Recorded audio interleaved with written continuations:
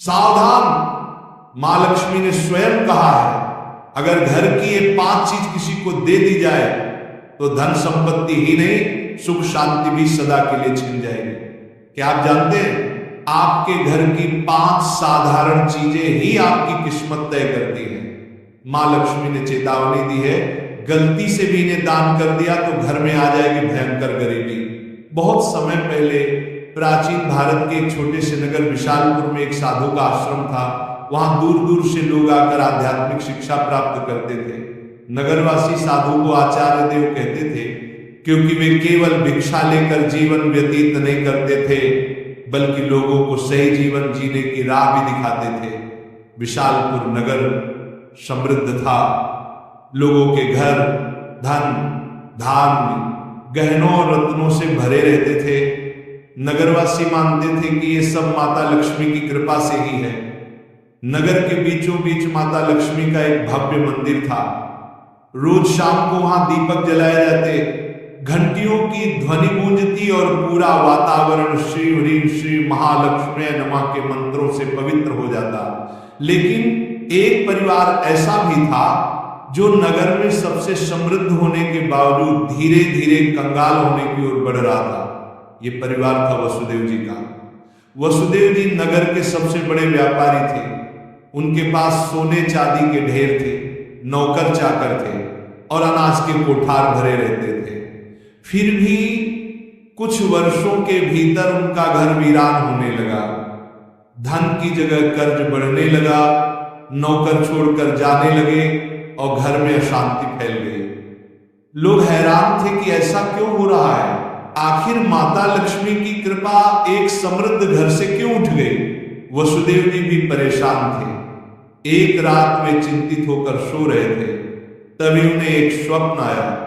स्वप्न में माता लक्ष्मी प्रकट हुई। उनके मुखमंडल से दिव्य आभा निकल रही थी। 4 हाथों में कमल, शंख, गदा और सोने के सिक्कों की वर्षा करने वाला पात्र था। उनकी मुस्कान शांति और कृपा से भरी थी, लेकिन आंखों में कठोर सत्य छिपा था। माता बोली, वसुदेव तुम दुखी क्यों हो? क्या तुम्हें याद नहीं कि धन की रक्षा करना भी एक तपस्या है? तुमने अपने घर की 5 पवित्र वस्तुएं बार बार दूसरों को देकर मेरे निवास को अशुद्ध कर दिया, इसलिए मैं तुम्हारे घर से विदा हो गई। वसुदेव ने हाथ जोड़कर कहा, मां मुझे क्षमा करें, कृपया मुझे बताइए कि वे 5 वस्तुएं कौन सी हैं जिन्हें देने से घर में गरीबी आती है। माता ने कहा, यह रहस्य मैं बताऊंगी, परंतु ध्यान रहे ये केवल तुम्हारे लिए नहीं बल्कि पूरे नगर और संसार के लिए शिक्षा है। 5 वस्तुएं कभी भूलकर भी घर से बाहर नहीं देनी चाहिए, क्योंकि ये वस्तुएं मेरे निवास की जड़ें हैं। इन्हें खोने से घर निर्धन और अपवित्र हो जाता है। इतना कहकर माता अदृश्य हो गई। वसुदेव घबरा कर उठ गए। उनका शरीर पसीने से तरबतर था। अगले दिन वे भागते हुए आचार्य देव के आश्रम पहुंचे और सारी घटना सुनाई। आचार्य देव ने शांत होकर कहा, वसुदेव ये कोई साधारण सपना नहीं है, ये स्वयं लक्ष्मी का आदेश है। अब तुम्हें धैर्य रखना होगा। माता लक्ष्मी ने जो 5 रहस्य बताए हैं, उन्हें समझने के लिए तुम्हें एक आध्यात्मिक यात्रा करनी होगी, तभी तुम्हें सच्चा उत्तर मिलेगा। और इस प्रकार यात्रा शुरू हुई। वसुदेव ने अपनी पत्नी सुभद्रा और बेटे माधव के साथ नगर छोड़ दिया और आचार्य देव के आदेश पर हिमालय की ओर प्रस्थान किया। रास्ते में उन्हें तरह तरह की घटनाएं घटी। एक गांव में उन्होंने देखा कि एक महिला अपने घर का चूल्हे की राख दूसरों को दे रही है। वसुदेव को तुरंत माता लक्ष्मी की बात याद आई। क्या राख की भी उनमें से एक वस्तु है? उन्होंने महिला से पूछा, बहन तुम ये राख क्यों बांट रहे हो? महिला ने कहा, महाराज लोग मानते हैं कि राख खेत में डालने से फसल अच्छी होती है। वसुदेव ने सोचा, लेकिन ये तो गलती है। चूल्हे की राख घर के भोजन और अग्नि का प्रतीक है, इसे बाहर देने से घर की उन्नति रुक जाती है। यात्रा आगे बढ़ी। वसुदेव, सुभद्रा और माधव पहाड़ों की कठिन राह से गुजर रहे थे। एक रात वे एक आश्रम पहुंचे। वहां एक वृद्ध साध्वी ध्यान में लीन थी। साध्वी ने वसुदेव को देखकर मुस्कुराते हुए कहा, तुम्हें लक्ष्मी माता के 5 रहस्य जानने हैं ना? ध्यान से सुनो। ये पहली वस्तु है चूल्हे की राख, इसे किसी को मत दो, ये घर की लक्ष्मी को बाहर कर देती है। वसुदेव ने प्रणाम किया और रहस्य को याद कर लिया। दूसरे दिन वे आगे बढ़े। एक गांव में देखा कि लोग अपने घर से झाड़ू निकालकर दूसरों को दे रहे हैं। वसुदेव ने आश्चर्य से पूछा, तुम लोग ऐसा क्यों करते हो? एक युवक बोला, हम मानते हैं कि पुराना झाड़ू देने से दरिद्रता चली जाती है। लेकिन तभी आकाश में गड़गड़ाहट हुई, जैसे स्वयं माता लक्ष्मी बोल रही हो, मूर्खों, झाड़ू लक्ष्मी का निवास है। ये घर की स्वच्छता और समृद्धि का प्रतीक है। इसे बाहर देने से लक्ष्मी घर से चली जाती है। वसुदेव को दूसरी वस्तु का भी रहस्य मिल गया, झाड़ू। तीसरा रहस्य उन्हें एक कुटिया में मिला। वहां एक वृद्ध साधक बैठे थे। उनके सामने दीपक जल रहा था। साधक ने कहा, बेटा, घर का जलता हुआ दीपक या उससे जली हुई लौ कभी किसी को मत दो। ये घर की ज्योति और आयु का प्रतीक है। इसे देने से सुख शांति चली जाती है। वसुदेव ने तीसरी वस्तु भी जान ली। आगे चलते चलते वे एक गांव पहुंचे। वहां एक परिवार ने अपने घर का नमक पड़ोसियों को उधार दिया। उसी रात उस परिवार के यहां कलह मच गई। साध्वी ने समझाया, नमक रिश्तों की मिठास और स्थिरता का प्रतीक है। घर का नमक देना लक्ष्मी को अपमानित करना है। अब वसुदेव को चौथी वस्तु भी मिल गई, नमक। अंततः हिमालय के पास एक गुफा में तप करते एक योगी ने अंतिम रहस्य बताया। योगी बोले, वसुदेव, 5वीं वस्तु है कपड़े का कोना या पल्लू।